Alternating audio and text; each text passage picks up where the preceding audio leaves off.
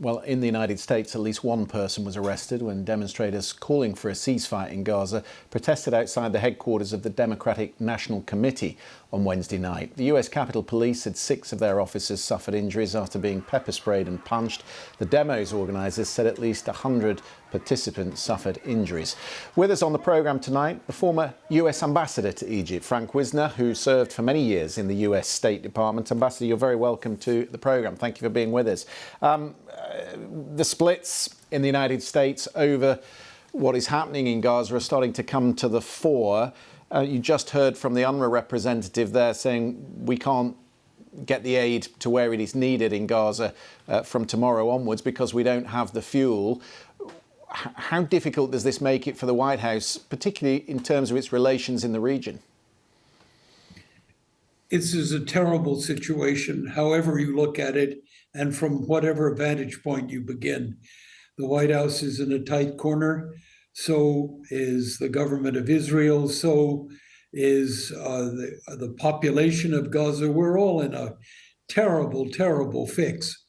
And I can only hope that the problem we're facing right now will be somewhat alleviated with the notion of a pause, and then followed by the delivery of fuel and increased amounts of humanitarian aid. But the stories that we're all listening to are just horrific. There's no question about it. And it impels everyone to double down and do what's possible to bring alleviation to this dreadful situation. Well, I want to talk about that because it seems the Biden administration's strategy was to keep the Israelis close, hug them close, support them, build up political capital so that they could restrain them when the time was right. But that's not paying off, is it? The Israeli war cabinet has certainly welcomed the support and now is resisting the political pressure to pause. How problematic is that for the president? Well, you're speaking about a negotiation that is ongoing between Washington and Jerusalem. And I really cannot tell you what exactly is happening, but I know what American policy is.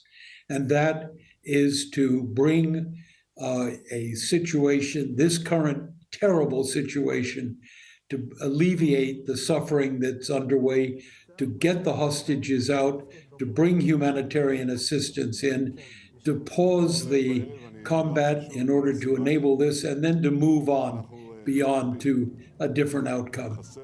That's American policy, where we're actually at any given moment in our dialogue with the Israelis or with any party, I just don't know. President Herzog, the Israeli president, said in an interview with the Financial Times today that Israel can't leave a vacuum in Gaza after the war and will need a very strong force to prevent Hamas from re-emerging. If we pull back, he says, then who will take over? President Biden said again yesterday that a reoccupation of Gaza would be a mistake. What, from your perspective, and you know the region so well, what, from your perspective, would Gaza look like in the aftermath of a war? Well, this is, of course, the central next question, not the final one, but what takes over in Gaza if there is an end to open hostilities? And all I can tell you at this stage is there are no easy answers. The Israelis should not stay in. Hamas would not be in a position to manage the territory. No UN agency has the strength to do that. The Palestinian Authority is too weak to take that on. No coalition of Arab governments is going to put themselves in harm's way without a political context and step into the Gaza nightmare. So we don't know the answer to your question. It's a profoundly important one at this stage, and with combat still in an intense phase, it's hard to answer that. Ambassador, good to have you on the programme this evening. Thank you.